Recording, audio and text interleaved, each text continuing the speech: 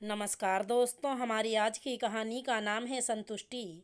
सुनील और उसके पिता रामलाल बैठक में चाय पी रहे थे। शिवानी बैठक में आकर अपने ससुर जी से बोली, बाबूजी, घर खर्च के लिए 5,000 रुपये और चाहिए। लेकिन बहू, अभी तो महीने के 10 दिन बाकी पड़े हैं। घर खर्च तो पूरा दिया था।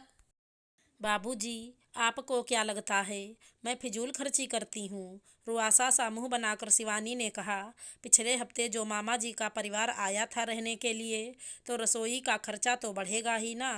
मैंने तो आकाश की नई स्कूल ड्रेस भी नहीं दिलाई इस बार।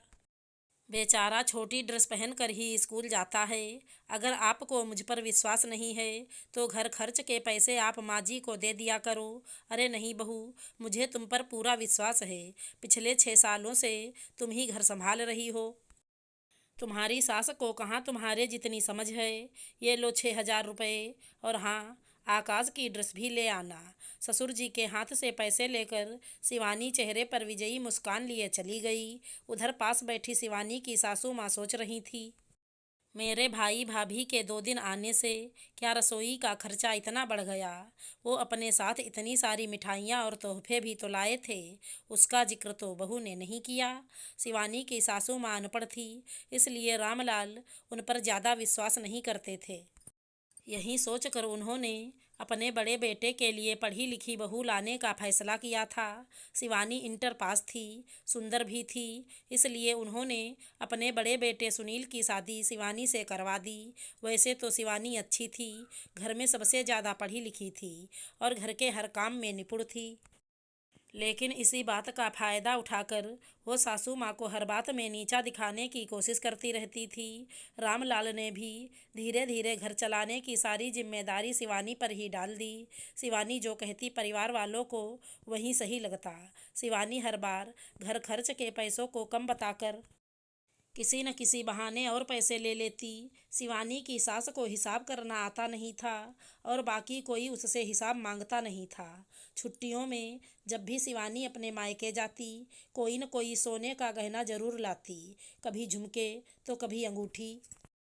सासू माँ के पूछने पर कहती, माँ ने दिया है। शिवानी की सास सब समझती थी कि माँ हर बार सोने का गहना नहीं दे सकती, क्योंकि शिवानी के मायके वाले इतने भी पैसे वाले नहीं थे।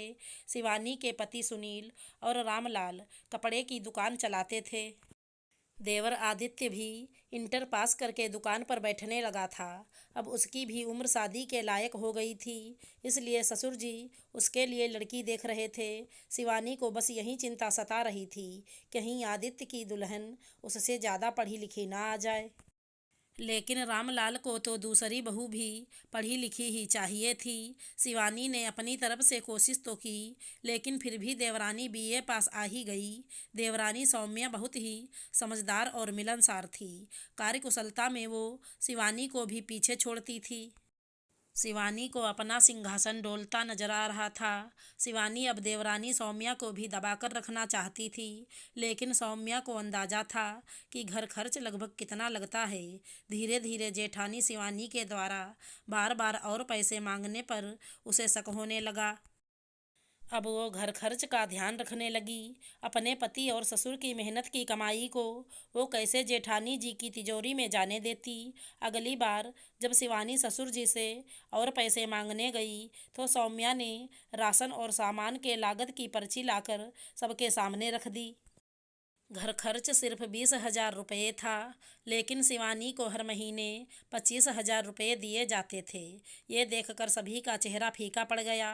पूछने पर शिवानी से कोई जवाब देते नहीं बना। सासू माँ का शक भी सही साबित हो गया।